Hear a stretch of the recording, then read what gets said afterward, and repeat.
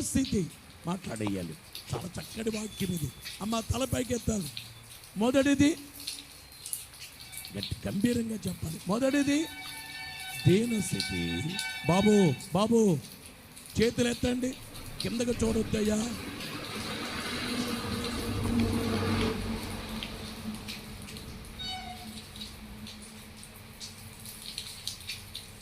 గట్టిగా చప్పట్లు కొట్టండి.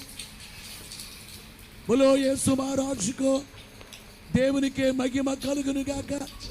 తలపైకి ఎత్తాలి, తలపైకి ఎత్తాలి. ఒకటి దీన స్థితి, రెండు మహిమ స్థితి. యేసు ప్రభు కన్యకా గర్భముగా జన్మించారు. పశువుల తొట్లో ఉన్నారు. పశువుల పాకలు పశువుల తొట్లో పడుకోబెట్టబడ్డారు. అది దీన స్థితి. మానవునిగా జీవించారు. దీన స్థితి. నరుడిగా అడుగులేశారు.